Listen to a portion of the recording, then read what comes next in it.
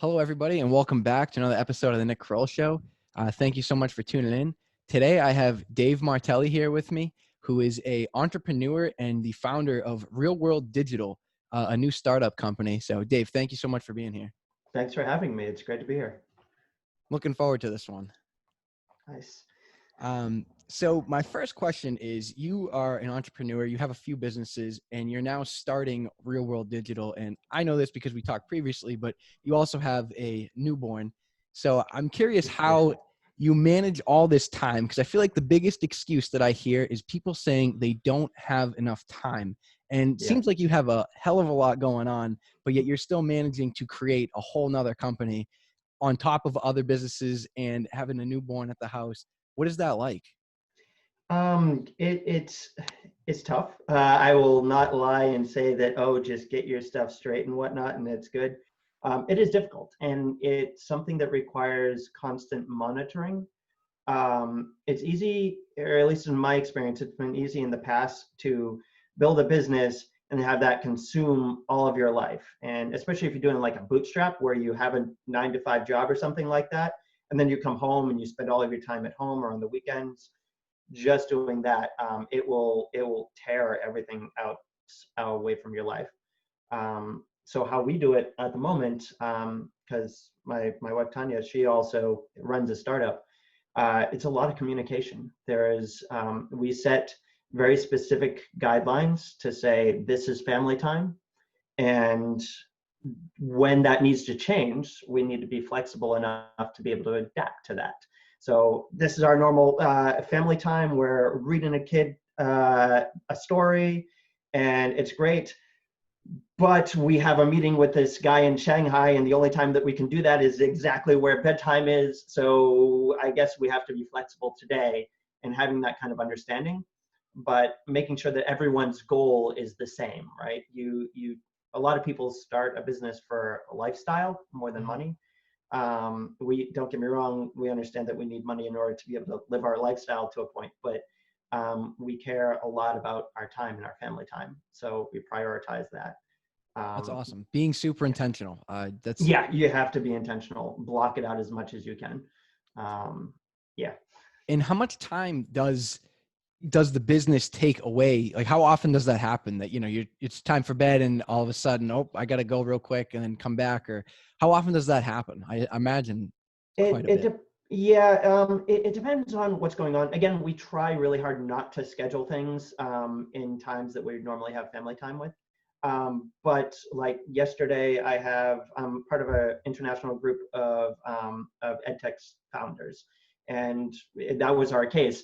5 people were in Shanghai. We have one person in LA. We've got me over here in Boston area. So 8 p.m. was the only time we could do it. So we scheduled it. We do it once a month, and we make sure that we are protective of our time to make sure that we don't do too many of those things, and only if they will really help us forward. So we also have to be able to say no a lot, which is hard. Like saying no is very hard, especially if you want to keep pushing the needle. Absolutely. That's kind of what I was looking for right there, is the pushback. Is there ever a pushback on the no? Because it's so hard to manage that, and family is so important. And like you said at the beginning, a lot of the times that gets lost very quickly when you're starting a business. I'm one that, given the opportunity and left to my own devices, will work for 26 hours a day. And I will continue to do that, right? So we both make sure that we keep each other in check. We make sure that we're getting the thing that we're getting, and it's all about communication. As soon as the communication or the trust or any of that breaks down, it turns into arguments. It turns into, now you have the world, which is your war or your game that you're playing. You never want that to break into your family and what you're doing at home. Which is scary. Like it's a thing that can very easily happen if you're not very intentional. That's awesome. That's very, hopefully that helps, because I think a lot of people struggle with the time management aspect. And I think that was a really good answer. As far as Real World Digital is concerned, though, how new is this, and what exactly are you guys trying to do? So we've been working on building out a product called Guild for the last 6 months now. but it's been a brainchild for about 3 years. We've been working on it, kind of in the background, testing stuff. It's what it is a platform that allows, currently in the context of computer science and engineering, allows you to run a class where your kids can choose the focus of what they want to learn inside their class, again, around the shield of computer science and engineering. And this platform will, which looks like a game, will auto level all of the projects that the kids get. It'll learn them, so it learns not only what they're capable of, but what they enjoy doing, and continuously gives them the option on how they want to continue their education as they move throughout the system. On the other side, it gives the teachers all of the ability to see where the students are, give them assistance as they're going through their projects and they're learning new skills, as well as all of the grading information and everything like that. So your target audience for this is more like a school would be a perfect target for you. You're trying to sell this to schools to use for their students. School and pod schools, pop-up schools are a really big thing at the moment as well. And they're trying to find ways of being able to give their kids all the things that they would be missing because they don't feel safe bringing their kids to school at the moment because of the virus pandemic at the moment, right? So, so all of the lessons and all of the projects and all that material is already inside the system. But same thing for private and public schools. A lot of times they have access to a lot of materials and a lot of tools and a lot of space, but they don't necessarily have the engineer or the computer scientist there to be able to really utilize those tools. Where did this idea come from? Because you said this has been a thought for about 3 years now, and then the coronavirus kind of made this like this is perfect. You know what I mean? Like, where did this originally come from? So I actually head up a computer science and engineering a department at a school over in the Boston area of Massachusetts. And I've had the opportunity there over the last 6 years to teach everyone from 3-year-old all the way up to 8th grade, so 12, 13-year-olds, computer science and engineering, and also managing a team of other teachers that are doing the same in the middle grades. And a couple of problems came up that I noticed. So I'm not traditionally a teacher. I have absolutely zero teaching credentialing, I guess would be the word.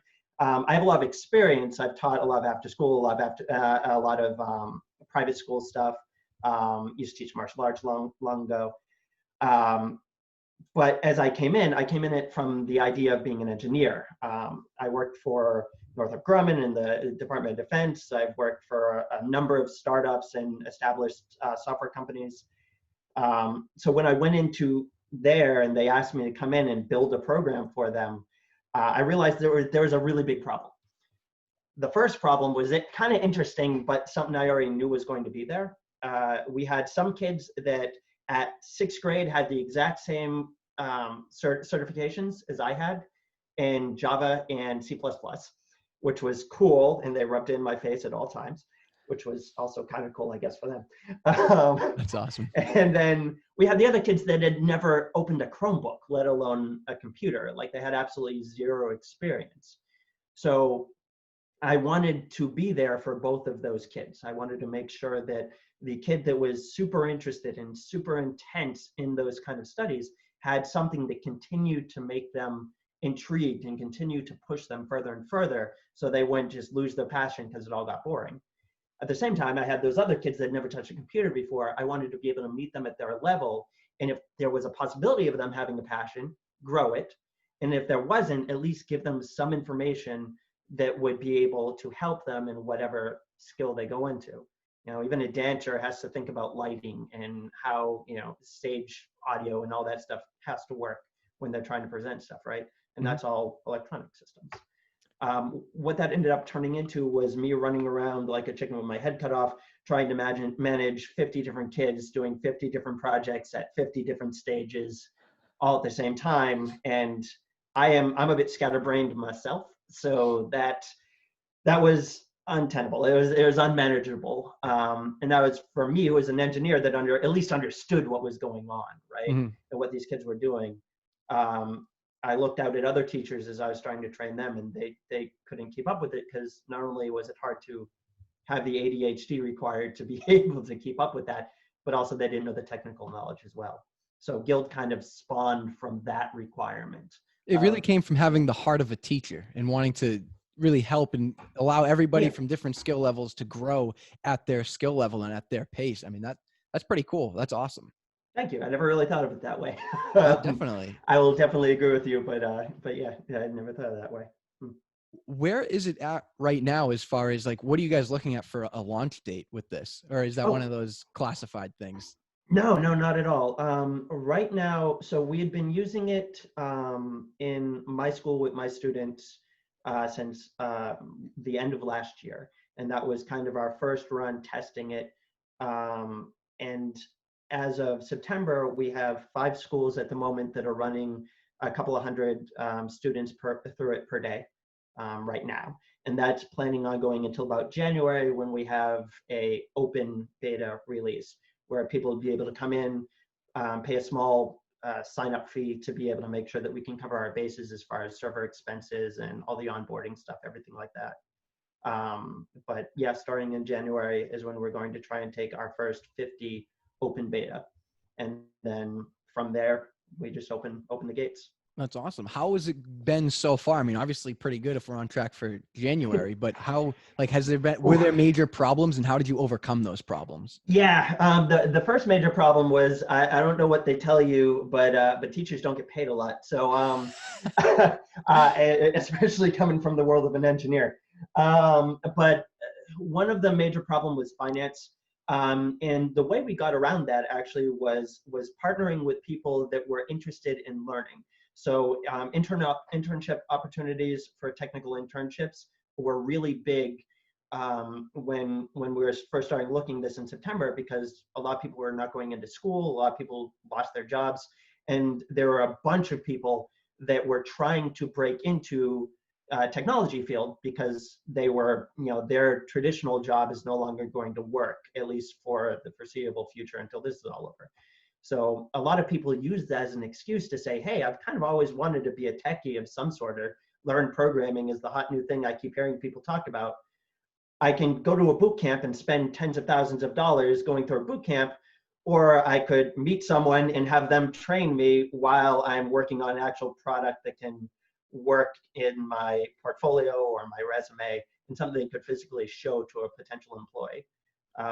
So I And want to which, make sure I'm understanding this right. So essentially, people were interning for yeah, you in exchange. I mean, they help you grow your company and you teach them knowledge, right? That's what was yes, happening. yeah, basically. And we laid out the deal completely. So for the first basic part, like I acted as a teacher almost to them to say, this is my field, this is what it is, this is what the experience looks like.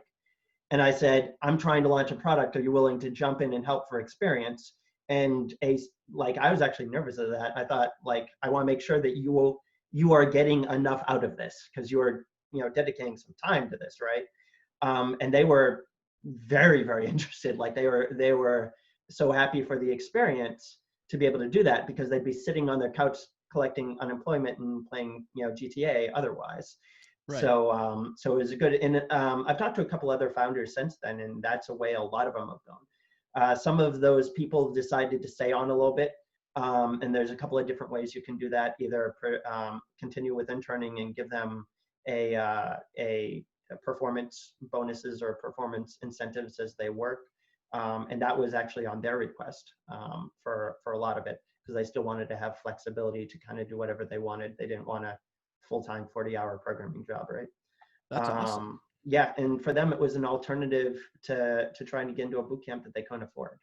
Right. I So mean, you're saying boot camp. In my head, I'm thinking college, like people yeah, pay yeah, exactly. hundreds of thousands of Yeah. dollars for college Mhm. and you're learning for free at an intern. And I mean, I'm sure they get a lot more one-on-one time. I don't know Yeah, about, I've never been, but I imagine yeah. college, you don't get as much one-on-one time as that. And you can learn real life Mhm. scenarios here that you maybe couldn't get in a classroom setting like college. Yeah, I have a limited experience with college myself, as um, I went in and I bounced between quite a few different colleges. I never ended up getting a degree or anything. But one of the reasons was I realized that I could, if I put myself out there and I was willing to do some work, not necessarily for pay, but for experience, right? People would allow me to get more experience than they would give to someone that they, were that they were actually paying, because I was less of a liability as far as time. They didn't care how much time I wasted. They weren't paying for me. Yeah. Wow. I mean, I wish you could say that louder and over and over again. I mean, I agree 100% with that. I mean, you can give your time and your money to a college, or you can give your time to an entrepreneur or somebody doing a startup or somebody that's smarter than you and learn from them. I mean, it seems like a no-brainer to me, and I wish that that was pushed more and it was pushed harder throughout your elementary years and your middle school years and high school years, because I feel like there's so much to learn out there, but we think the only way to learn is go to school and get a degree and you'll make it in the real world. But I mean, you don't have a degree and you are pretty successful. I mean, that's awesome. Okay. Yeah. One of the difficulties with it is that we're not really taught how to take control of our own experience, I guess, would be so when I go through school, right, they're giving me the assignment and telling me what I'm supposed to be learning right now. And then they give me the test that helps me be able to assess my knowledge and how well I've taken that class. And then they tell me if I've done good enough or bad enough, and then they move me to where I'm going to be, right? If you're going to go out and do this and use your time to intern for someone potentially for free, right? You now are taking that ball of your future and you are putting it into your court. You are now the one that has to be accountable, has to be the one with the plan to move forward. If you go over an intern for someone and you get all of this amazing knowledge and you have this great thing on your portfolio and you can build your resume up, and then you do absolutely nothing with it because you're waiting for someone else to ask, then you've wasted your time. And in that case, go to college, because like, if you're not going to use all of those amazing experiences to your advantage, if you don't have a plan and a path forward, you are then wasting your time not going to college, right? But if you can sit there and really focus in, is like, this is a trajectory, not necessarily a linear path, not a map, right? But this is a funnel in this direction that I'm thinking of going. Then you have a lot more room to be able to bounce around the sides of that funnel till you find the thing you're passionate about. Mm-hmm. You don't have to spend a lot of money outside figuring out, your ramen noodle budget, because you can't go to the government for a loan. You can, but I won't go into that, right? And that's an interesting thing also. Like, it's easier to get a loan from the government to go to school and potentially drink than it's guaranteed. Yeah, it is completely guaranteed. But trying to do that with a startup is ridiculously difficult. Even if you have a solid track record and business plan, it is like, Tanya's sold multi-million-dollar businesses. Like, she's exited several different companies before, internationally, and getting a loan to start her next venture with international daycare was very difficult. It took a lot of time. It took a lot of outside wiggling around to do. Yeah. I want to go back real quickly here. Yeah. You were mentioning it's like a funnel going out, and a wide horizon of things and possibilities. And I personally am a big fan, especially, I mean, I'm really not a big fan of college in general, but if you are going to go, I'm a big fan of take a year off and try all these different things to find out what you really do want to do, because you can, like, people shame others for doing that quote gap year. And I feel like that's one of the best things you can do, because how the hell are you supposed to know at 18 years old what the hell you want to do for the next 40, 50 years of your life? You don't really. I mean, I didn't know until I was probably 21, 22, very recently in my life. And it's, man, I'm almost 40. I'm still wondering. I bounced about 6 different careers. Yeah. Yeah. And you've also went to quite a few different colleges, right? You were saying? And I went to a vocational school also. And I'll tell you, I can count on one finger how many people were in my shop that ended up doing something that was related to that shop, right? I went to computer technology for my vocational shop, and there's no one did. We got auto mechanics, we've got kids that are in the military, all sorts of stuff. Almost no one stayed with it, because how can you know? Like, exactly. Like, me as a 40-year-old, I cannot envision in my mind what it would be like to be a chef. I could say, man, I love food. I absolutely love food. And I really just, in the heart of hearts, know that I would love to be a chef, right? And then I go and get out, fork out tens of thousands of dollars to go to Cordon Bleu, and then I get out and everything's awesome because I had that experience, and I work as a line chef, and oh my God, every day I'm just sauteing the same mushrooms over and over and over again. And you're This sucks. miserable. You're miserable, right? Or you could go Try. intern for a restaurant, say, hey, I will work for you guys for free for 3 months, learn everything you can, and say, oh, maybe this isn't for me, or maybe it is. And then you decide to pursue college after, or maybe the restaurant hires you because you've proven yourself to do a good job. And potentially they fund your entire college experience, Right. That's an right? option too, right? I mean, I've seen many Yeah. companies pay for other people to go to college because they've proven themselves by starting as an intern. And that's important too. If you're looking for a company to go into, you can measure the success of a company by how it treats and how it promotes its own internal employees, right? So like anyone that works for me, it is absolutely imperative that they are continuing to grow themselves. And I don't even necessarily, I mean, I care that some of it is growing in a field that, will help my company, obviously. But like, man, if you want to take jazz tap, I will dedicate 2 hours of your week just to do that because you're culturally advancing yourself, right? I care that you're learning, that you're continuously showing that you're a passionate person that's willing to grow yourself, right? Find a company, especially if you're going to intern for them. Find a company that employs, it shows that they're dedicated to their growth, because then they'll put that into you as well, right? And then they'll direct you, they'll help you, they'll give you the guidance that you don't know yet, and it won't just keep you in that coffee passing out role that is the standard intern, right? Yep. And if you find yourself there, go to the walls and start asking to join meetings, right? Maybe they're waiting for you to show initiative, right? Put yourself out there so that you are asking, because it's your job as an intern also, is your own lessons, the things that you learn from there are your responsibility as well. So put yourself out there, ask to be in the meetings, ask if you can do jobs that you're not comfortable with, right? You got to grow. You have to step out of your comfort zone to grow. Absolutely. How have you seen those results of, I mean, giving your employees that kind of incentive of, hey, just show me you're passionate. I mean, I feel like you get a lot more out of somebody that's happy, that's enjoying what they're doing, than you are by just saying, here's a big salary, have a good day. Yeah, absolutely. Money I'm not going to say money don't make you happy, because like I've been homeless before and living out of a basement for a while eating noodles, and that was pretty miserable, right? I had a beautiful job. I was teaching martial arts, which is my passion at the time, full time, but it was stressful, right? So money is definitely important, but there becomes a point where like it is soul sucking, right? There's this band Clawfinger that has this great song called Nothing Going On. And it's just him documenting, I've got a beautiful mansion and a limousine, and I've got absolutely, I have a lifestyle to live, but I have absolutely no life to sing about, no message to sing about, right?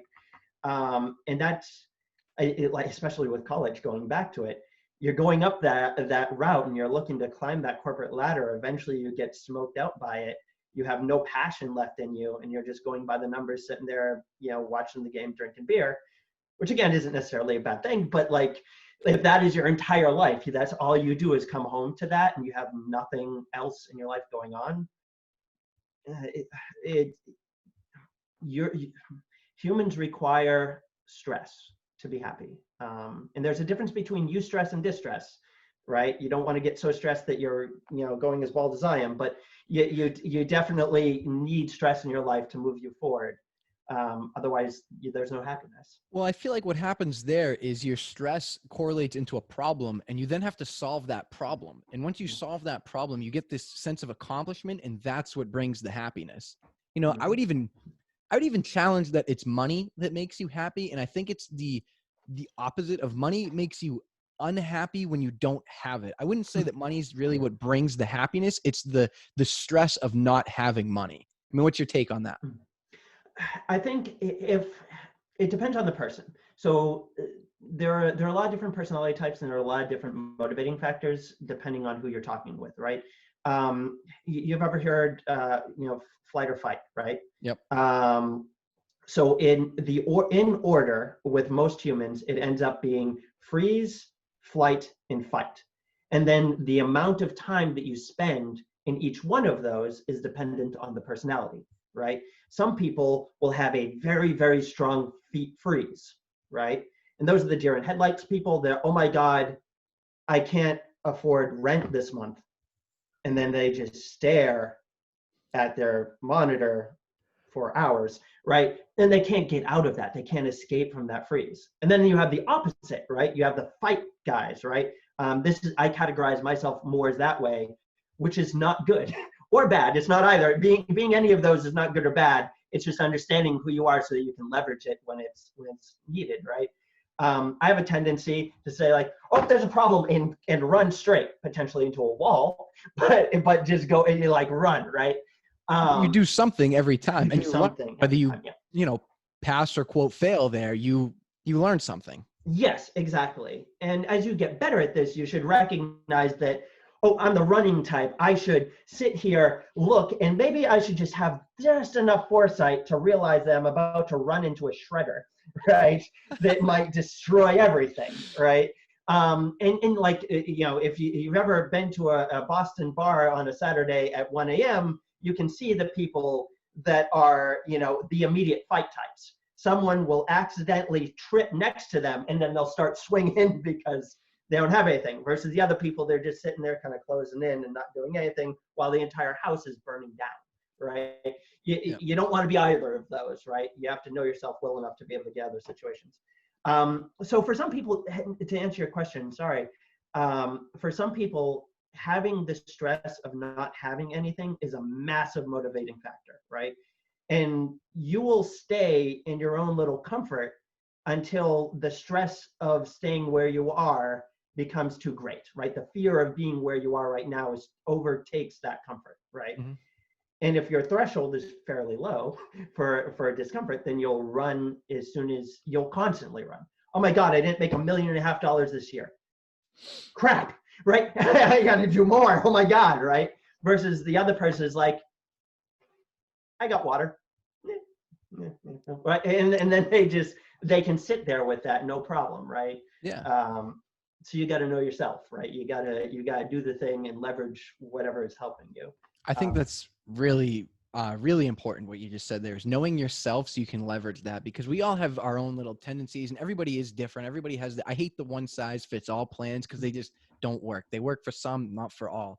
And discovering who you are is one of the most magical things. And I feel like it's really difficult for a lot of people. I mean, even I'm imagining you are still discovering who you are in ways, God, I hope so. Yeah, it's one of those things. But once you start learning about yourself and who you are, you can really start growing in more and more at more rapid rates. And I don't know, it's just one of those things that I wish it came more natural and it came easier, but it's kind of good that it doesn't, because it allows you to think and allows you to get outside the box a little bit more. And I've seen so many people in my friend group, in my family or whatever, that as I started discovering myself, started asking questions to them, and they started kind of discovering who they were, and the progress that you can make is just, it's incredible. And Yeah. Go ahead. You're always biased to yourself, right? You can't, you will never see yourself the way other people see you, right?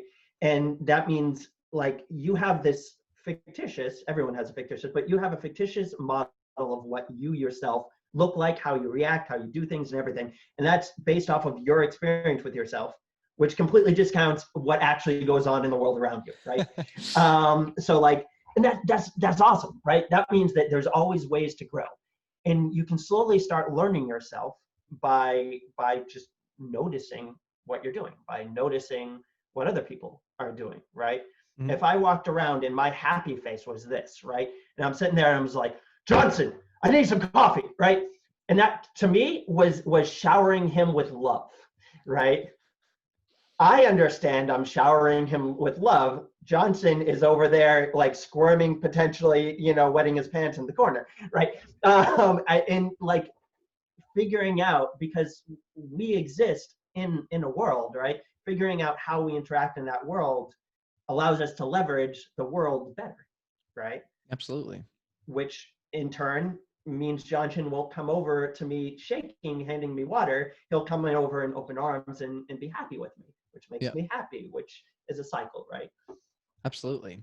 How has it been to, because as a leader, as a boss, as an entrepreneur, you have people working for you, working with you. How has it been learning all sorts of different people and trying to help them grow? Because everybody has different aspirations, you know, and this is something I hear Gary Vaynerchuk talk a lot about. And I mean, real curious to hear your take on this. Yeah, Gary Vee has a beautiful, beautiful saying of know yourself. If you're a number one, be a number one and be it with all your heart. If you are a number two, be proud that you're number two. If you're number 50, be happy, proud, and win that, right? I'm gonna try not to swear on this podcast. Almost got to Gary Vee saying, right? And that's so important, right? If you are not a person that loves with all of your soul directing and being loud and running around and doing all these things, making complex systems work, don't do that. No one says that you should. Success does not, it used to be shown that success means that you've climbed to the top of whatever ladder there is, right? And a lot of companies do this. They promote you to failure, right? And then you're stuck right where you start failing, which makes you feel miserable, right? Mm-hmm. I had a friend, Andy, who was a manager of this company for a while, right? It took him seriously 15 years to get to the point of being a manager, right? And then the smartest decision I've ever seen this guy make, right? And I've been friends with him since I was 8, I think, right?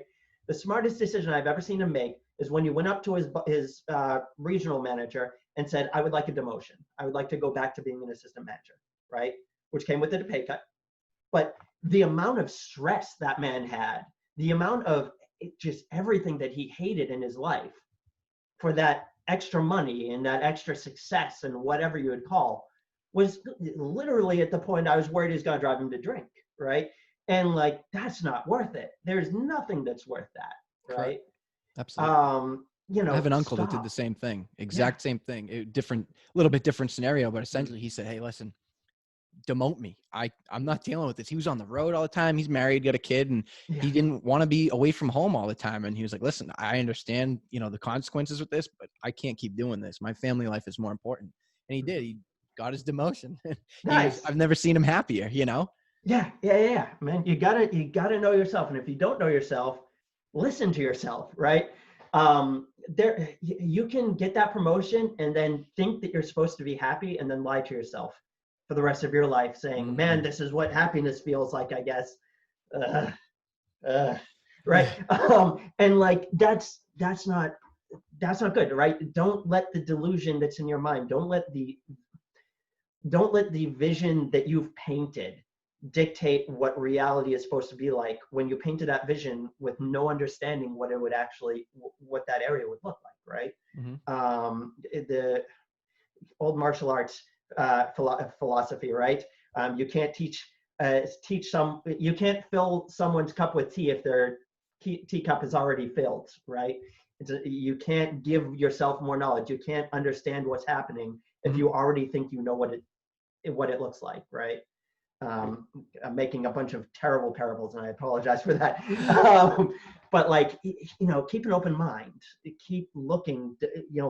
Look around you at all times and ask your question: am I being dumb right now? Right? Am I? And you should assume yes. Assume that you don't know what's going on fully, because you can't. It's impossible. Right? Right. And that's part of the growth and the learning. You know, that's part of what makes you who you are is you go through these things and you grow and you learn from them. I would say that I have absolutely no special skills or capabilities at all, with the exception of I am a really, really good idiot. I love the fact that I try to be the dumbest person in the room. Well, not, I like to make sure that I can contribute, right? But like, I think that I'm wrong often, Hmm. not to degrade myself, not to say that I'm not good, but to practice the act of being bad at things and being okay with it, to practice the act of learning, even it's something that I believe myself to be an expert in, right? Like, I can still, about teaching, I still learn from my 4-year-old how to interact and teach kids all the time, every time I'm in a classroom with her, because she just understands that realm in a way that I can't at the moment, regardless of my experience outweighing her years being alive by 3, right? It's there. Everyone can teach you something. Never be not humble to that, right? Or else you won't grow at all. I'm a big believer in that too. No matter who it is, whoever comes into your life, you can learn something from that person. And maybe it's a bad lesson. Maybe it's learning Yeah. what you don't want to be like. You know, I've had that experience many times where like, okay, I don't want to be like this guy when I grow up. And then there's other times, wow, this guy's really cool. I want to take this away or take that away. It's so important to keep that open mind, like you're saying, and just really, really learn from everybody you cross paths with. I think Um, that's actually really important, the negative lesson that you brought up. Not a lot of people think about that. Yeah, I Um, mean, I had a boss one time, and he was the worst. He would scream. He didn't know how to communicate. If it didn't go his way, he'd freak out. He'd blame everybody but himself. And I was like, wow, when I'm somebody's leader or somebody's boss, I never want to act like this. And it helped me grow so much as a leader. I have people in my work now that are a little below me, and the past 4 years or whatever have been like that. And I've always gotten pretty good feedback on leadership because I really took that to heart, how he treated us, and never wanted to treat anybody like that again. Because I saw what it did to everybody in our shop. It destroyed people. Mhm. Yeah, and people will take jobs like that because they're looking for money, and they'll Yeah. be abused every day. Come home and be, whatever your mindset and your disposition is, you can't not bring that home, at least in some way, at least subconsciously, and that Yeah. affects every relationship. It's Yeah. terrible. And you Um, work with some pretty smart kids, from what I understand. I mean, you got like some 6-year-olds making some crazy robots. You were showing me the other yeah, day. Can you get into that a little bit? I just want people to understand how smart you can be when you apply yourself and you have a really good teacher. yeah. So originally I started at working for the school that I am at now, and it's specifically a school for gifted children. And that doesn't mean like Einstein's. It doesn't mean like they have a massive IQ or anything. In fact, that particular school doesn't even use IQ tests or anything like that anymore. It's kind of outdated. Um, what it means is the kids are particularly passionate, and they have a drive to be able to learn. And it is our job as their teachers, as their facilitators, to be able to say, hey, I recognize this child who is super passionate in this, and I am going to do everything I can and bring all of the resources that I can to them to help them grow that passion, while also ensuring, as a person that has enough experience to know that you can't always go just super narrow, you have to work on your social emotional skills, your executive managing and executive functioning skills. You have to learn to write, right, and not just dance all the time, right? So we allow them and we help them to grow, not only very, very focused in their passion, but we give them very passionate teachers to be able to make sure that they are also well-rounded enough and able to see how all of these things connect, and turn them into leaders and good, whatever good people means, but good individuals. That's Um, I feel like that is how every school should be run. I mean, I I agree. have an uncle who's in Yeah. the school system. He's a principal or an assistant principal, and we have conversations all the time. He's going for his doctorate, so his job essentially is to design curriculum for the school. And we have great conversations all the time of just how flawed this school system is. Like these public schools you're set up for failure, at least in my opinion, and from what I've gathered from what he's explained and everything. You're kind of set up from failure because you don't have exactly what you just mentioned, and that's any sort of passion. Nobody wants to do math and reading and writing for the next 12 years of their life. I guess it's important. You need to learn the basics, but I feel like, we get into some of these algebra 2 and other topics that aren't as God, I can't talk, aren't as necessary. And you could be using that time to fuel a passion and help someone discover who they are. So then when you're 18 and you are making a life decision, maybe then you have something to base it off of versus now you're just 18 and you're thrown into the real world and you don't know what to do. Yeah, and part of that is also looking at what these things are and what they're used for. So like I remember very distinctly, I was in, God, what, seventh, eighth grade, and we're learning Pythagoras theorem, right? So A plus B squared equals C squared, right? And it's an amazing formula. It is great. I use it all the time right now in my woodworking projects, right? Because I have to figure out like a triangle piece to hold up so the table doesn't collapse on me. But I asked very specifically, what is this used for, right? And I didn't mean that at the time, and maybe I probably sounded that way. But I didn't mean it to be insulting as like, oh God, what would we even use this for? That's terrible. Then why are you wasting my time? Right now, I wanted to know, right? And the teacher yelled at me for like 3 solid minutes saying, you need to know it because it's on the test, and you need to know it because I told you that you need to know it, right? And that was the thing, right? Which in my one of the reasons why I failed school, I cannot remember a passing grade I've ever had in school, right? I kind of bumbled along with the and No Child Left Behind. I was the one in the behind being dragged along, right? Yep. But like, to me, I could understand, and I didn't learn this until later, right? I had no, because I was a kid, right? You don't have enough experience, and you don't have enough, your brain hasn't developed physiologically to the point where you can understand certain things yet. And I just didn't know that, like, I was a person that needed solid kinesthetic, understanding of things that I could visualize in my mind. An abstract concept like a bunch of numbers don't make sense. The teacher might have known that. If they did, they didn't show it at the time, right? But they didn't give me any practical use for any of this crap, right? Right. If I can, so I've been able to teach a 2-year-old how to program a robot, right? And if I just said that, and the 2-year-old can't write, right? So we use markers with colors and these robots that can understand those, because the kids love to draw, right? All I did was tell a kid, hey, you love drawing, right? You also like shiny beepy things that like roam around. You also like control because you're an evil 2-year-old, right? No, but they like being able to manipulate the world around them, right? You ever see a kid, a baby, like we have a 3-month-old, right? And just discovered how to grab stuff. And oh my God, everything is hers now, right? We passed by the Christmas tree and we looked over and she had ornaments in her hand. We have no idea how they got there.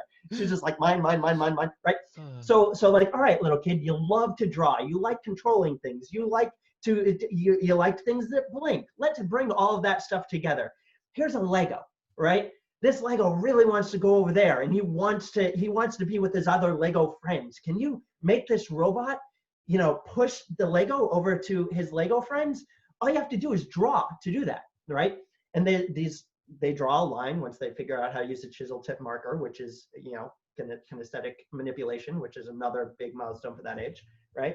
And then they go over it and they draw the line, and I was like, awesome, you did it, great, awesome job, they're all over here, right? Now, oh God, there's a fork in the road, it can go left or right. Did you know that if you can tell the robot what to do, if you write a green and a black and a green line, that robot will turn right. If it's a red, a blue, and a red line, it'll turn left. Which way do you want that robot to go? It'll listen to you. It'll do anything you say. When's the last time you had anyone do everything that you wanted them to do, right? As an adult, I don't get that, let alone a 2-year-old. Yeah, me right? neither. Right? There you go. And now they're willed. They have the motivation and the idea to learn this, right? Mm-hmm. And then in kindergarten, we introduce an app that, and it kills me to this day, they're introducing the kids in high school, but I can introduce it to a 4-year-old because I've started the motivation trend there, right? And said, all right, now we're going to learn how to move this block on your iPad. And you have this thing called a for loop. You have this thing called an if statement. You have all these things that you can drag, right, onto your iPad and make your robot on your screen do whatever you want. They already have the understanding that they can manipulate things. They already know they can make a robot do whatever they want. They've tried and failed and tried and failed, learning the entire way around, right? And that's another big thing. When it doesn't do what they want, they're going to cry. Okay, that's great. Awesome. You're crying. Let out your emotion. It's perfectly great for you to feel those things, right? Understand that. Now understand, why do you feel that thing, right? Oh, it didn't do what you want. Okay, why didn't it do what you want, right? Okay, let's look at it. Let's debug your code, right? Big thing in computer science. Debugging code. That's all of computer science. I write so much great code and none of it ever works. And 80% of my time I try figuring out why, right? Now they go in and they write that code and they got it, they figure out and they get grit to be able to deal with their thing not working, and enough understanding to realize that now I have to look at that problem and figure out why it didn't work. It did exactly what I told it to do, right? It must not have heard me right? And it expands. It goes into everything like that, right? Yeah. Now they're learning a hard thing that people in college can't stand because, oh, it doesn't work. I must flip the computer over and toss it out the window because the earths and the heavens are against me. No, you did something wrong. That's fine. You didn't even do something wrong. You just made it do something you didn't expect. Save that for later. Right. You learn something new. You learned something that you weren't expecting. You learned something new. Sweet. It wasn't the thing that you wanted to learn at that moment. That's fine. It's still you did something, right? Yeah. So catalog that, right? I think you brought up a really important point, and it was the motivation factor. You brought up how you use that motivation of, hey, you like to manipulate things, you like to draw, you like to do all this, and you bring that together. And I just can't express how important that is. I'm personally more into working out and fitness, and people ask me all the time, how do you get so motivated to work out? How do you stay motivated? How do you stay motivated? I'm like, you just have to have a good reason why. You have to know why you're doing this. You can't, if you just say, oh, I want to work out so I look good. Like, I mean, maybe that's good enough for you, but for a lot of people, it's not. And then they end up going to the gym for 3 weeks, and then they fall off the wagon and they don't go for 3 years. And then maybe they get back on or whatever. But having that motivation and that reason why is, you can really do anything you want at that point when hey, because I mean, even creators, right? Like, you yourself are a creator. So how many times have you had to do something that you didn't quite understand, and you said, hey, I really want to know this, and you figured it out, you create it. Absolutely. Those pictures on the wall I just flashed, sorry if you're on the audio podcast, that's Kira. That's my newborn baby, right? That's my why for getting this done so crazily quick and not sleeping as much as I should be, right? If you don't have your why, you will fall in, whatever you're trying to do will not work, right? Because you have no intrinsic motivation for it. That why could be anything, right? I have Kira, and the pictures will stay there forever, and they'll become more numerous as time goes on, hopefully. But yeah, if you don't have that why, why would you do it, right? There has to be a motivation factor of some kind. And, it doesn't come naturally. Sometimes it does, sometimes it doesn't, but you have to figure that out. Why do you really want to do this? Why do you want to go to college? Why do you not want to go to college? It's all these different factors, and some will be greater than others, right? I mean, like a kid, that's a pretty big why, saving money for not going to college. That's a decent why, but it's all based on you, and everybody's going to have different answers. You brought up an interesting theory. Tim Ferriss, great guy, great author, wrote the book 4-Hour Work Week. Writes really crappy titles for his books, and he will tell you that just as much. He had this entire chapter in that dedicated to not only positive motivation but negative motivation. So if you're a person that says, oh my God, I know I'm doing this so that I can, eat a chocolate pie at the end of the month is why I'm working out, so that I can afford in my caloric deficit to eat that pie, right? Maybe you can look at yourself and be like, man, I don't care about that pie as much as I care about sitting here, right? But then if you have an accountability partner, right, and you or some accountability with a negative consequence, let's say that I really, really hate, I really hate Starbucks, right? And for some reason, I just think that Starbucks is a terrible company. Why would you ever pay $5 for mocha frappuccino? It's terrible, right? I say, okay, I give my friend $1,000, and I said, you know what, man? In a month, if I haven't done this, you're going in and just handing a barista at Starbucks $1,000 for the most custom drink in the world, and you tell them they don't get to put that as a tip. That has to go to the company itself. You invest in Starbucks or something like that, right? That's a negative motivation, right? Now, I have to do this thing or else something terrible will happen, right? And sometimes some people are motivated by that, right? They want to make sure something bad does not come to the world, right? I think he had a thing, some library dedicated to some fascist dictator that you hate, right? Have money go directly to that if you don't like it, right? Well, I think a relatable example would be, I worked salary for a while, so it wasn't hourly, whatever we stayed late, we didn't get paid for it. and the boss would say, hey, we're getting this done today. Nobody leaves till it's done. Yeah. You imagine that got done before lunch most times because everybody wanted to get the hell out of there on time. There was no late day for us. And, he used that. And I mean, he knew what could and couldn't get done. But there was times before where maybe we stretched it out or we're messing around and didn't get it done. So, and then he said, all right, well, watch this. And we learned that lesson pretty quickly. Yeah. I would be really interested to research this actually is, will people get work done quicker if you say, hey man, you can leave when the work is done, right? You can leave at noon if you get the work done by noon. Or if you say, if you don't get this done, you're never going home, right? And like, I wonder which one makes people work faster, and I wonder which works better. Like here's a half a day. If you don't get it done, you have to stay for the full day. Versus, hey, if you get it done early, you can leave leave halfway through the day. I wonder which the positive or the negative would work better. I have no I idea. think just thinking about it, I feel like it would depend on the person a lot. Some people, like me personally, you tell me I can go home early and I'm not working on like my own company or my own business. I'm working for somebody else. I'm going to go home as early as I can because I know personally I have family life and other things for myself that I'd like to do. But somebody who doesn't really have that may not care. I mean, I've seen that as well with my work being salary or whatever. I've seen that person who doesn't really have much at home.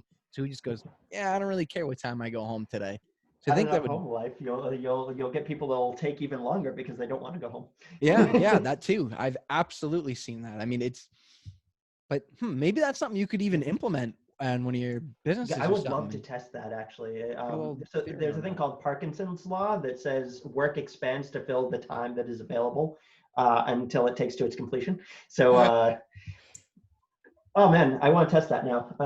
Although I don't, we work completely asynchronously now because, thank God, because of the new world and the new virus, right? So Yeah. I've got people working for me in Russia and Costa Rica and Brazil, a couple local or more local than that. But everyone works at different schedules because, like right now, it's 8 hours ahead in Moscow. So that is 8, 9, 10, 11 o'clock at night. That'd be weird if they were working on their stuff right now. And is that for Real World Digital or is that for something else? Yep, that's for Real World Digital. We Guild, as it moves forward, will also incorporate a lot of features to allow kids to work in teams, not just with themselves, in their own little classes, right? So right now, usually you have kids that, oh, today's a group project, right? So I'm going to pair you with the kid that I know you're not going to rip his hair out, and the kid I know that you work well with, and you have to figure that out, right?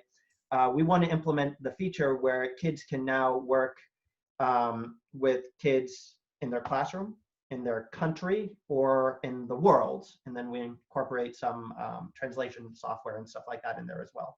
That's awesome. I think culture is something really important. I think being cultured is something I wish I had a lot more of before I turned 18. I mean, I'm Yeah. not going to share that story. I got a kind of a bad story. My wife is she has a lot of Mexican in her and a lot of family in Mexico. And it was first time we met, I was like, Mexico, like that's like, I grew up in New Hampshire. You know what I mean? Like Oh, I yeah. never had that experience.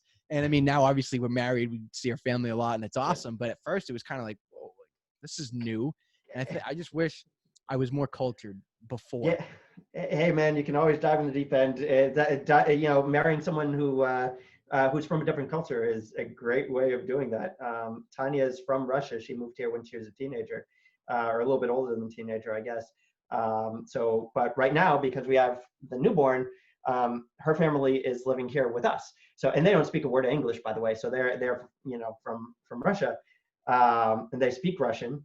Vasilia, our 4-year-old, speaks Russian. Kira, just screams into the night. But everyone else, everyone else does. So like, I'm taking Russian twice a week so that I can, understand and speak to the in-laws that have been living with me for 3 months.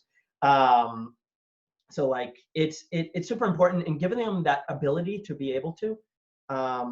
One of the other businesses that I help out with, Tanya's business, is a daycare, right? And it is called Global Children's School. We have kids in there from every single culture. I think we're representing 16 different countries at the moment, where they like moved here or their parents are from those countries and those cultures. And the way we do it is we have English, Spanish, Russian, and Chinese is what we're trying to incorporate now. And we have native speakers from all of those languages and all those cultures come in, and they are the ones that sit there with the kids all day, and they only speak in that language that is their native language. So the kids every day are interfacing in 4 different languages. All That's the kids, awesome. some of the kids don't speak English that are there. They speak Russian or they speak, Chinese. So the kids have to learn how to communicate and learn each other's languages very, very quickly, or learn how to communicate in a way that is not necessarily spoken with the kids. And And then as you get also, older too, learning that culture, like my wife's family does things so differently than we yeah, do. I mean, my family, we grew up, like I said, in New England, whatever. yep, So you see each other and it's, oh, what's up, dingus, or hey, asshole, how you been? Like them, it's yeah, way more loving, and I mean, I like that way more. It's more my style, but it's just crazy, just the culture differences, right? Like birthdays for them are a huge, huge deal compared to here. It's a birthday and like, yeah, happy birthday. That's what you get. For them over yeah, there, that's like a big deal. That's a big day. So you celebrate that mhm. compared to, I mean, maybe some families here do that, but my family doesn't. Right. Birthday, they give you a card in the mail and say, have a nice life. Yeah, I mean it's super cool doing holiday parties. So we're planning out we're planning out how to do a holiday party to do all of these cultures during all of the social distancing requirements that are currently in effect, because we have to make sure we do everything safely, but we also don't want to steal from them, a cultural experience.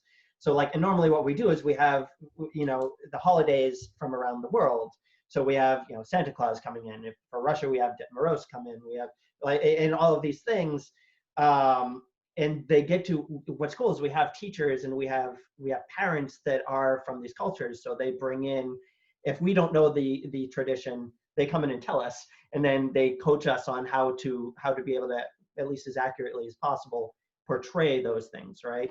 And everything, like we've had a big thing on garments and clothing recently. So seeing them doing everything from like burkers and shamags to I cannot pronounce for the life of me the Russian hat with the cool red dress that they have, and like the kids get into it because they get to see this, they get to have the culture. It's being taught to them by someone that is understands that culture, and one of the kids just comes in with one of the things they normally wear anyways, so it's like normal for them, right? Right. And it also makes the kids in a position where they can talk about it too, right? So the kids have the opportunity to become a teacher role in a mentor role for the things that they are comfortable with, I which love this. allows them to feel empowered, right? That's a big thing. That's a huge thing that I didn't even think about until this moment, that we encourage at my school that I teach at, and we encourage in all of the lessons that I've done there or teaching anywhere.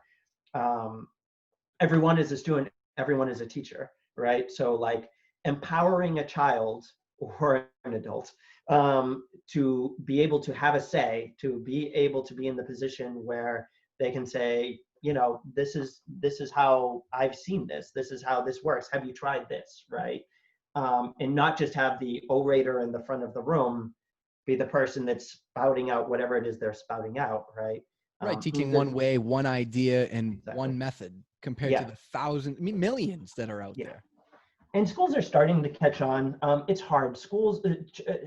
Public schools especially, are held up to standards that do not necessarily reward. That would be called a flipped classroom model, and it's even project-based learning is still slow to be incorporated in a lot of public schools, because they are judged and their funding is awarded based off of test scores in a lot of ways, right?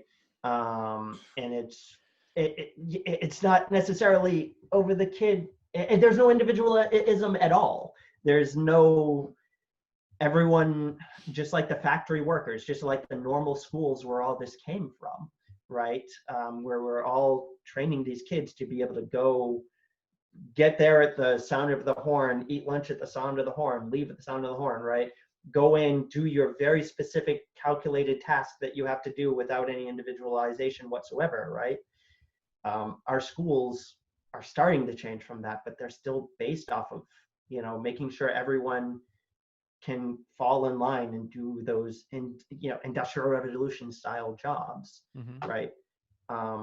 And practically speaking, you have two educators inside a classroom, right, that are managing sometimes upwards of 50 kids, right? I don't know if you've ever been in a room with 20 kids and just been alone, not even have to do anything, just stand in a room full of 20 children, right? And just like, oh my God, it's terrible. Oh my God, long time ago, like God, 18 years ago, I was given my first job to go out and teach a STEM curriculum, a math curriculum through sword fighting, right? And you can learn a lot from sword fighting, right? There's a lot of angles, there's a lot of geometry, there's a lot of trigonometry, a bunch of stuff like that, right? And we wanted to gamify it and put it into a way where they're learning that while being able to beat the crap out of each other with a padded stick. Which was great as an educator because they weren't behaving correctly. I could walk around and beat them with the aforementioned padded stick. So like, oh my God, the other teachers were so jealous. But anyways, we're going in there, and the first time I went in there, I had another guy that had been in teaching for like for years and years and years, right?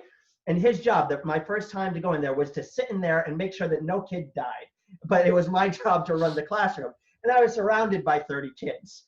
And I just looked around for a minute and just like, you know how I said I'm the freeze, flight, and fight? I'm normally the go straight to fight, right? I don't think I did this actually, but in my mind, I visualized that I just slowly dropped to the ground and started sucking my thumb. It was terrifying, right? They don't care what you want. They really don't. They're there to challenge you. It's their job to challenge you, right? Mm-hmm. Anthropologically speaking, if you look at what a kid's doing at their age, they're fighting to figure out where they fit within their community or pack, right? They're trying to win their freedom. So like, imagine that. Imagine being in a room for 30 to 50 kids. It's you and one other teacher with them for 8 to 10 hours solid, right? And you can't do it. You have to be able to direct them in some way, right? Yeah. And now you want to do it so that they're all doing individual things. You have to pay attention. Now, don't get me wrong. Teachers are the most passionate creatures in the world. They will know their kids inside and out, right? But they don't have, no one can practically expect them to have the capability of being able to address and get to every single one of those kids, to address all of their needs, at their developmentally appropriate stage at the same time. You can't do that. It's impossible. Right. You don't have the resources, No. and especially the way they pay teachers, I feel like that deters a lot of teachers from going that route. I mean, in my mind, in a perfect world, you would be able to have a lot more teachers that are paid much better and have less students in a classroom. And I feel like you would get way better results that way, because you could make it not 1-on-1, but 1-on-6 or 1-on-7 compared to 1-on-30, 50. And it's just chaos. And as a teacher, you're just trying to get through the day, I mean, granted, teachers do so much and so much well. And I've had incredible teachers in my life in high school growing up that taught me a lot. But like you're saying, I mean, you put 50 kids in a room. It's impossible. It is functionally impossible, right? And maybe I'm a weak teacher. Again, I have no professional certifications. I mean, I've gone through a lot of the things that I've done. It's mandatory that teachers get continuous learning and training, right? So I've done a lot to be able to make sure that I'm an effective teacher. But like, any more than 8 and I start having to compromise. 6 is a comfortable number. If I'm in a room full of 6 children, I feel like I can comfortably give every kid what they need, while also teaching them the air of patience while I'm, which is also important, right? Yeah. But more than 8, I have to start compromising. I have to start, and like, I'm an extrovert. I'm a raging extrovert. I like to be loud, and therefore I reward I reward in a biased way kids that are also loud, because that feeds my ADHD nature to look at the shiny, bouncing, loud thing that's going on inside the room, right? which it puts the shy kids that are just as passionate at a disadvantage, right? And as we said earlier, it's all about knowing yourself, not only knowing about how you deal with you, but how other people are around you, how you deal with other people. If I was not self-aware enough through experience to sit there and question is like, what am I doing wrong right now? What am I being an idiot about right now? And being able to notice the poor shy kid in the corner that's, I know to be capable, but is sluggishly going along because I'm not giving them the attention that they deserve or that they need, because, little Timmy over here is lighting things on fire, which in my class is actually a thing that you can do. So like, it's unfair, right? And there's no person in this world that doesn't have bias, right? You want a great introduction to it? Let me get right here. Maria Konnikova, Mastermind, How to Think Like Sherlock Holmes. A great introduction that is very, very, very, very accessible. There are a bunch of other books. This is my personal favorite because I have a thing with Sherlock after Benadryl Cabbage Patch started doing that thing on BBC. But find a book to learn about it. Find a book to master yourself so you can notice the things you're doing terribly at. Because I guarantee you are. Everyone is, always, yeah. Right? But yeah, sorry to diverge off a little bit, but if we valued education more, we would, and we put more resources into it, we would easily be able to triple X not only our productivity as a world, right, but also our general happiness, right? One of the interesting things about this school of gifted kids is gifted kids tend to have, I like, this isn't necessarily completely accurate, but I like the phrase, you only get 100%, right? And if 80% of you, if the normal person is 50-50 social, emotional, and intellectual, right? Which is not the case, but let's just say that's a benchmark, right? They understand how to people and they understand how to math, right?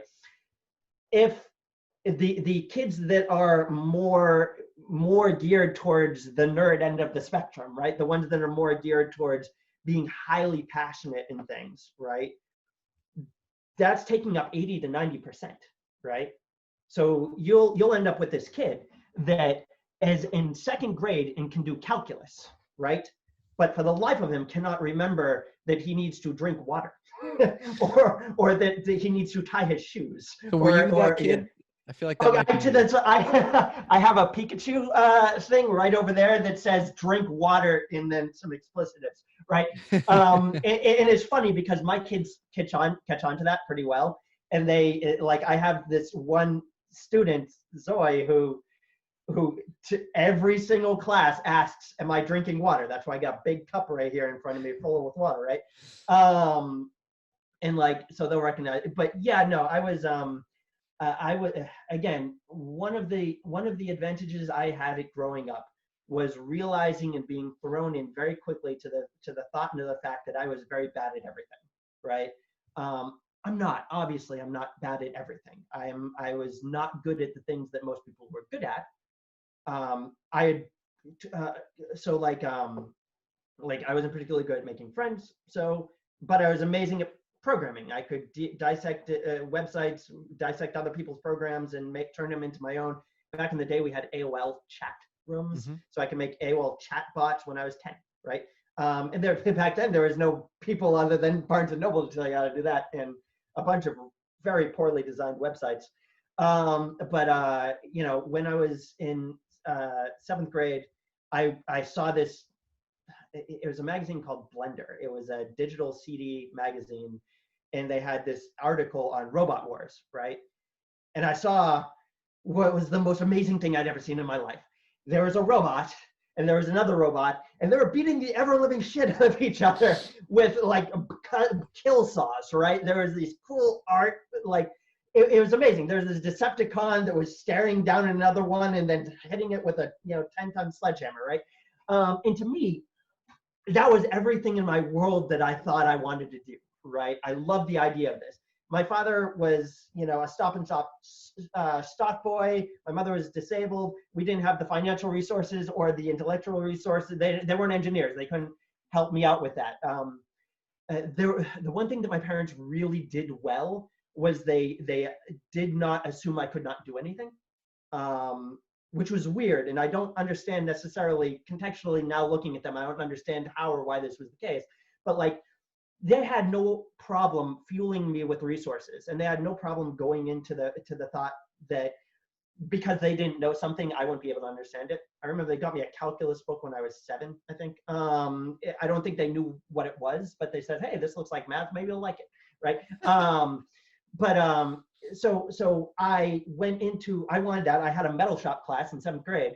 I said, these guys are all making like boxes out of tin. And a robot is really just a box made out of steel with like an RC car under it, right? Basically, that's all it is, right?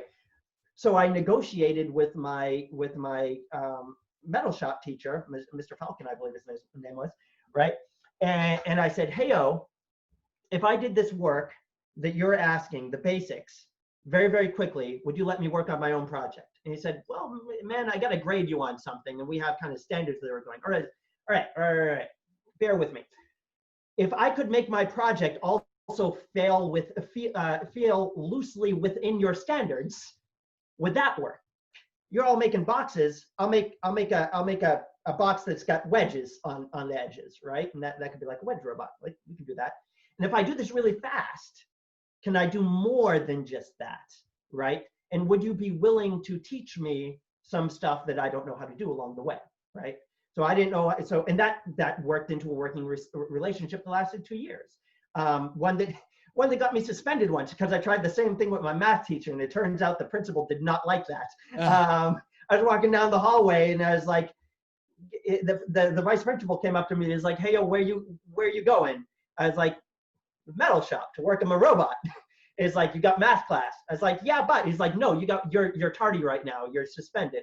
And that didn't work out well. But so, I guess you still got to know your limitations a little bit, maybe. I don't know. I actually fought that and ended up not having to do any of the work that was related to it. But someone sues you, maybe you should sue sue them back, asking for more money. But that worked into a great relationship. I worked over, and me and him I wasn't making simple boxes like everyone else. I was making, I was learning how to template out complex pieces that could merge plastic and metal together. We're looking at structural analysis of, this plastic piece of this car that I scraped off from a garbage can I found the other day, right, isn't strong enough to be able to hold the weight of the robot that I've built, right? And he would go into me and explain to me the structures, and I would sit there captivated trying to learn. Not because I necessarily thought it was interesting, and not even because I had any clue what he was talking about, but because I understood that out of the 50 things he was about to tell me, I would understand 2 things. And then from those 2 things, I would get myself into enough trouble where I could ask another question, which would solidify another 2 things. And then I would fail a little bit more, maybe spectacularly, and then I would go back, right? Man, I remember the best fail I ever had on that particular thing was I got this entire robot going over, and everything was awesome. And then I tried to make, the first time I attached the motors to the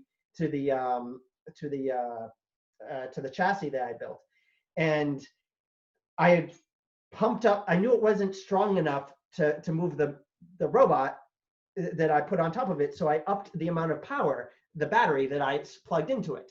Mm-hmm. Which, if you know anything about electronics, there are things called voltage tolerance. As soon as you give something more voltage than it can handle, it very quickly turns into napalm. So this thing caught on fire. My robot caught on fire that I've been working on for 1.5 years, by the way, right? And we both looked at that at a very young age, right? And we both looked at that, and a tear went down, and then my instructor came over and is like, wasn't expecting that. And I looked at him and was like, nope, was not expecting that. Like, who do you think would know why that happened? Because I don't. And that was a very good question. It's like, oh, crap. I've outlived the amount that I can learn here, right? At least in this. I now have a question that no one around me could answer, right? crap, who would know the answer to that? All right, well, there's maybe someone. So I started asking around my teachers. You know, I'd be like, hey, yo, I'm building a robot and I accidentally set it on fire. Would you know why? Right? And most of the people said no. One person said yes. Right? And then that guy that just happened to be a tinkerer came over and looked at it and taught me about voltage tolerance. Right? I asked a million people and they said no. Right? Some of them You probably kept knew and they asking and just that didn't one want to know, yes. right? But I kept asking, right? Yeah.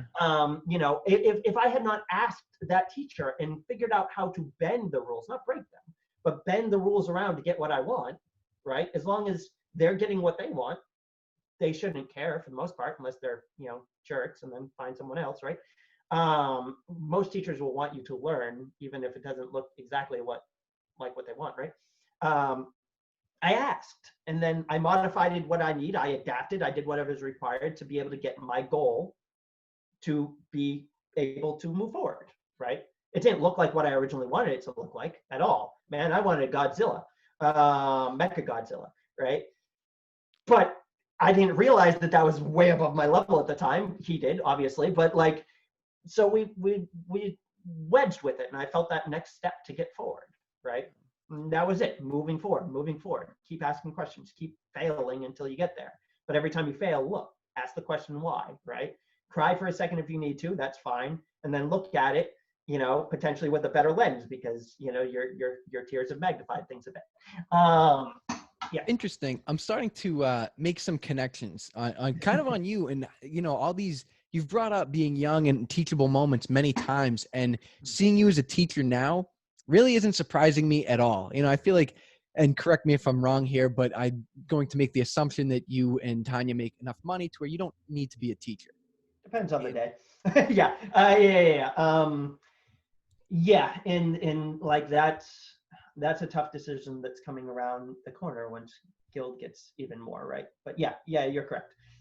you know, you still do it, and I feel like there's a real passion there for teaching, whether it's teaching in what's that word there, intern, or a student. There's real passion for teaching, and I'm wondering if that came from these young ages and these teachable moments from when you were a kid and wanting to give that back.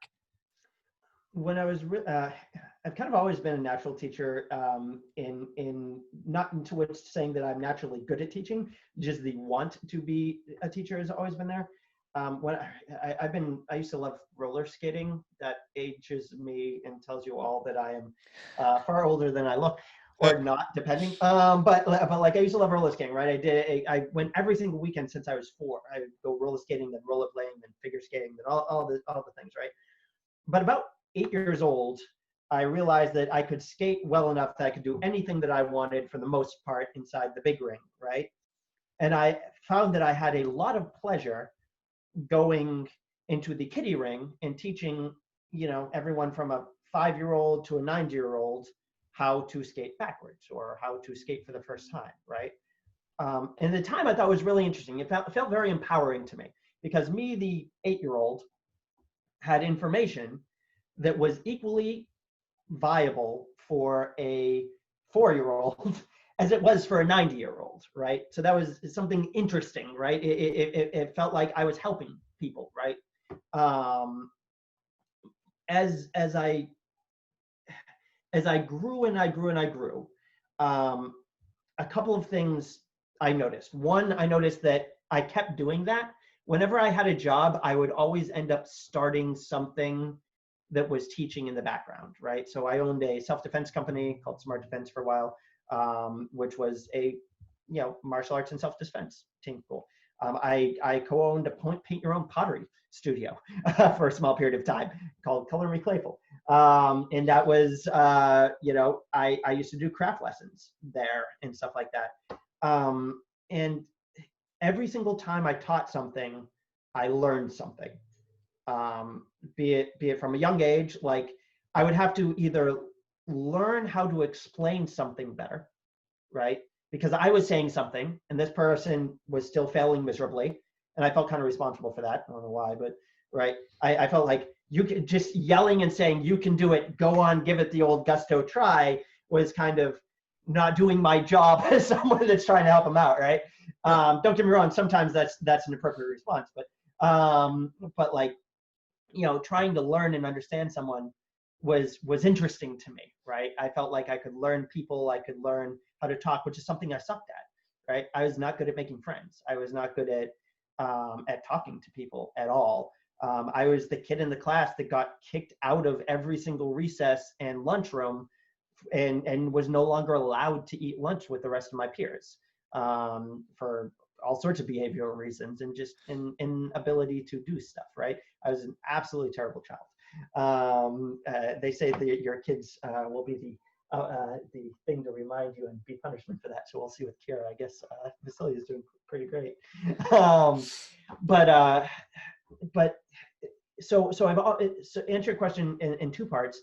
One, I've always kind of loved the idea of teaching because it was one of the few ways I learned how to communicate, where I felt that I felt like I knew the rules of the game to be able to be with another human.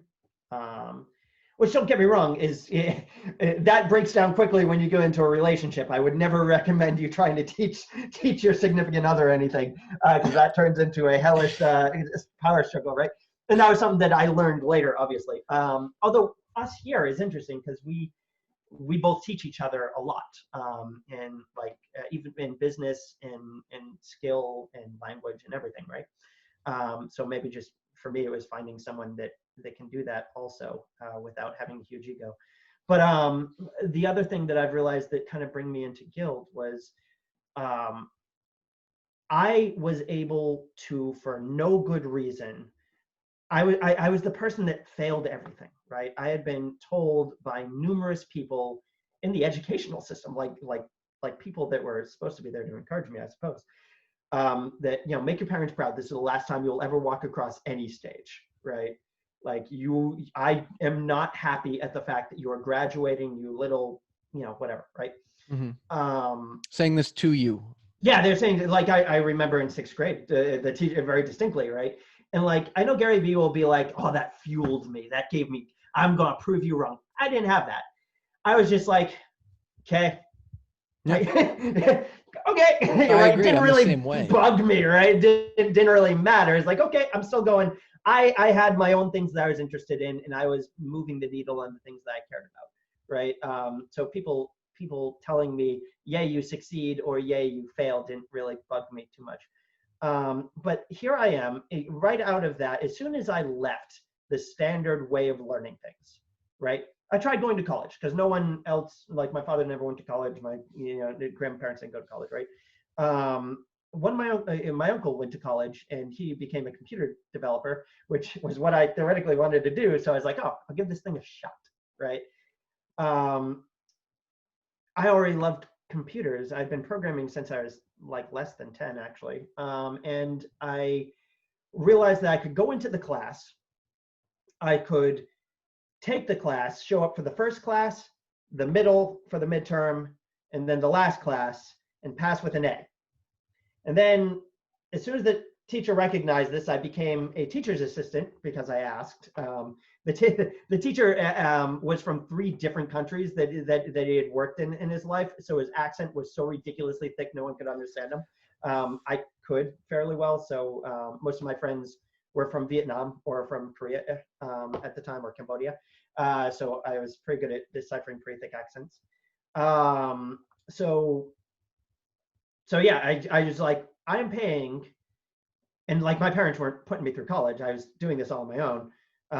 So like, I realized that I was spending a ridiculous amount of money and not really getting anything outside of a piece of paper. So I was like, at the time, in order to do this, I was working for a martial arts company. And I went up to the martial arts company. I was working both teaching and I was working as their admin. I said, I want to learn how to program. You have a really terrible customer service management software. If I also don't like eating ramen noodles, which is about the level I'm at the moment. So if you give me this much money, and we negotiated back and forth, obviously, extra a week, I will build you from scratch this software program. And they said, sweet, right? They needed it. I wanted it. I got experience. Nice. And then after that, and we ended up like selling that software, it's called a stat tracker at like Black Belt trade show to other martial art companies. It's pretty awesome. The first time I got to really push out a piece of software that was kind of my own. After that, I went over and I went to an interview for another thing. I was making very little money at martial arts school because martial arts school, they don't make a lot of money. Mm-hmm. And I went up to this job that was, 4xing what I was making. And they didn't even ask me about college. I put that I went to college on my resume, right? It's like, oh, what college do you go to? Oh, went to UMass for a semester. Didn't say that. Went to UMass, right? I was there. Ask more specific questions. Right, exactly, right? Sweet, it was on there. Didn't ask about the degree. They said, what was I studying? What was my field of science? Computer science. Yep. Right? I love that. And then I immediately shifted thing. It's like, so what's your experience? And I talked for a half an hour about this experience that I had building the software from scratch, right? Yeah. And they hired me on the spot, right? And then I went over and I went to them and I was a programmer. And then I had some hardware information. I knew about hardware. I'd set up my own servers before because I had to for the other thing. I looked at the server guy over there. I said, hey, yo, you're new. You just graduated this boot camp and have no practical experience whatsoever. So here's a person that spent $40,000, to go through a 8-month program or something like that, right? And he had all the fundamentals down, but he had no idea how to adapt them into a use case, which I knew how to do. I said, here, I'll help you. Check, that went on my resume. Set up servers for multiple things, right? And now I had another story, right? And then I went up to a government contractor because I, at the time, really wanted to be in the military for a lot of personal reasons that were really silly now that I look back at them, right? But I could not get into the military because of some medical stuff, right? So it's like, all right, can't get into the military the traditional way. I want to serve my country for reasons, right? So, or just feel like I'm part of that kind of fraternity thing, right? So I said, I went up and I took the job offer and I was just like, hey, yo. And we were, I remember this, I was with 2 textbook nerds, right? Awesome guys, totally awesome guys. But they had the flannel shirt with the pocket protector, right? And they're, big beards, look like the people that Steve Jobs would have originally hired. And like, when I'm talking about them, they didn't even ask you about college. It's like, oh man, I talked about them about how I used to hack oh my God, I shouldn't say this, but I talked about how I got access into my high school's, servers so I could play Counter-Strike with my other schoolmates in my Sharp class. We didn't even talk about, we went a little bit through my resume. Oh, you did this, you did this, you did this. And then we just nerded out about that and they hired me on the spot. That's right? awesome. In That's a Cheesecake Factory. Phenomenal story. And I wish people could hear that loud and clear because it's not always about the degree. It's just the experience and your story. It's so much more important. Yeah. Because think about the person. If you're going to be sitting next to this person for the 8 hours a day, right? Everybody, everyone applying for this level of a job has touched a computer and has maybe typed some code. Or maybe, maybe everyone at this at this restaurant has flipped a burger in their life and then served a plate, right? But not everyone has that story that goes like, oh yeah, tell me a little bit about your work, right? Yeah. You can answer that 2 ways, right? Well, I was in charge of this many people. I was in charge of this. Or you can bring them into a story, right? Oh, man, my days look like this. I went in and we went in, there was all of these people in this restaurant, a full house. And I remember this vividly. We went over and the entire, half of the stoves cut out and we had one that was serving up fire so hot that we could cook all of our food on just one of them. And by hot, I mean, there was actually a fire, right? We had a dude with a fan blowing in it to make it so that the fires would reach over there, which was a steel cooktop. It should have never touched the thing, right? We're solving problems. We're getting it. It was awesome, right? That shows not only your technical skill, but your passion. It shows that you're an interesting person. You're a person that this person might want to sit next to for 8 hours a day, right? And that's important. Passion is the most important thing. Absolutely, right? A person that does things by the books will never invent something new. They'll never push your company past. They will only do the things they're required to do. A person that shows passion shows not only will you be the person there that works, but they will trust to ask if you're willing to do something above and beyond what your job is supposed to be, right? Which, by the way, you should be asking to do anyways, right? Yeah. Because if you want to move up, if that's the thing you want to do, or at least find out where you don't want to move up to, try Yeah. stuff. And now these companies usually have resources that you can't have access to without them, Mm-hmm. right? So when I worked for the military, I eventually kept going until the Department of Defense hired me on by itself, because I kept helping other people outside my job description instead of sitting there as like, done it for the day. I got an hour to burn. Might as well play Pong or Fortnite or League of Legends or whatever it is that you're gonna do, right?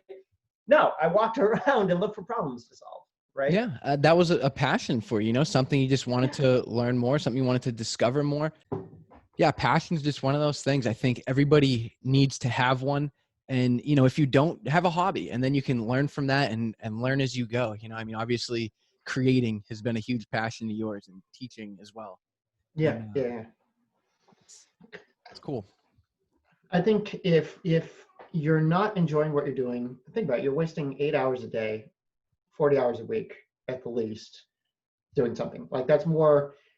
I was doing the math the other day because we're trying to very purposefully lay out our time at home so that like we're getting stuff done obviously, but also we have time for the kids, we can be together, we can go on that walk in the park in the middle of the day, that sort of stuff, right? Mm-hmm. And I was like, okay, my old commute was an hour each way, and then I'd leave here at 5 a.m. and I would basically get back at 7 p.m., right?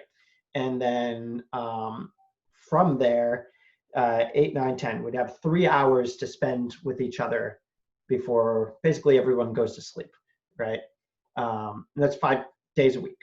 So I'm spending only 3 hours at home doing anything that I would truly love and care about as far as, relationship and household and family, and so much more time doing everything else, right?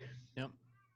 And I was like, man, if I hated my job, what would that look like? Like, what does that do to if I was not purely passionate about my job? And, just like exercising, if your passion is a motivation for work, a lot of times, it doesn't have to be the only motivation. It shouldn't be the only motivation, right? But like, if you're not passionate about what you're doing and you're not trying to find passion in what you're doing, at least a little bit, right? That is a long, long, long day. It's going to be So miserable. yeah, exactly. So at the very least, make sure it's something that you're enjoying. Like you could be a sewer rat that is, going over and sucking up crap from as drains go, right? Which is great. We need those people. Enjoy yourself, right? If you're a like I don't consider any job any less necessary than any other job, right? That person at Dunkin' Donuts, right, is without them, I would fail, right? If that person did not get up and deliver me my medium iced coffee in the middle of a snowstorm, I would never be able to get to work and do the things I want to do, at least not with as much energy, right? So if you're there, at Dunkin' Donuts doing that, it may seem like a crap job and it might be just a stepping stone, but damn it, if that is your life passion, enjoy it. Get in conversations with the people, know your regulars, go in and do the thing, right? Yeah. Have fun. Don't make it a money that you're just going to waste during the 2 hours of freedom that you have so that you feel a little bit better about your life. Like, I feel like that's insane. I love that. And I like how you broke that down into numbers. I'm kind of a numbers guy too. I like that you just kind of said that, if you're not passionate about your work and you're making a lot of money and like that, or not, whatever, you're making money, that's great and all, but then you only have a couple hours every day that you can really use that money for. And is that worth being miserable for the other 8, 10, whatever it may be? It was a really good way to put it. Thank you. Well, I appreciate you being here. I have one more question for you, and it's knowing what you know now. What would you tell yourself 5, 10, 15, 20 years ago? You can pick any age. What advice would you give your younger self? That is a really good question. That is a really tough question, and it would probably be a different answer depending on the age. But in this, I can give you something that I tell myself now. Also, is you've got to keep learning. You have to keep looking at what's going on around you and understand it not just from your perspective, but really understand your impact on others and the rest of the world, right? You're not, and that can mean, that can be helpful in very many ways, right? If you're depressed and you're sitting alone and you're sad and everything has been destroyed around you, right? Um, like there was one point in my life where I had lost uh, my partner, who at the time I was, I thought I was going to spend the rest of my life with. My mother just died. I'd lost my job. I had lost most of my friends, all at the exact same time, right? Or within 2 months. And at that time, one of the few things that got me eventually to be able to get through that was just realizing, my effect on the world and other people's effect on me in that world, right? This all crappy stuff happens, and crappy stuff happens to everyone, right? And there's no good or bad, there's no better or worse stuff that happens to anyone, right? If you stole $1 million from one person, they'd be devastated and jump off a bridge. If you stole it from another person, it would be nothing. But if you stole a teddy bear that they had since they were 5, right, that might make them jump off a bridge, right? Different people's realities look ridiculously different, right? So the more you understand that, the more you can start realizing how everyone fits together. Everyone needs to be there for each other, and finding your passion and then going for that passion really fits into a place that where you can do the most good, not just for yourself, but for other people, right? So that can give you the motivation and uplifting spirit to be like, there's, either people are depending on me, I must go, right? Or like, I'm just not alone, right? And I am in this dark room that the electricity and the heat just got cut out of, right? And I am, sobbing in the corner by myself. Sure, that's awesome, that's good, and you should feel that. You should be allowed to feel that. You should, there's emotions are emotions. There's no like, they have the idea of this toxic masculinity stuff, right? But you should feel what you need to feel because it's really there, right? Emotions are real, they're biochemical, right? It's there, right? But you should listen to yourself, listen to other people because they see things in a way that you can't possibly see, right? And trust in both, right? And then hopefully that can help shed a bit more of a flashlight on what's going on and what direction you should head, and also be that flashlight that shows you the light through the tunnel, right? I love it. Well, hey, David Martelli, founder, Real World Digital, entrepreneur, father. Thank you so much for being here. Thanks for doing this. It is my absolute pleasure. Thank you so much for having me. This was an awesome time. This was a lot of fun. Thank you again. And everybody listening, thanks for tuning in. Take care, and we'll see you on the next one.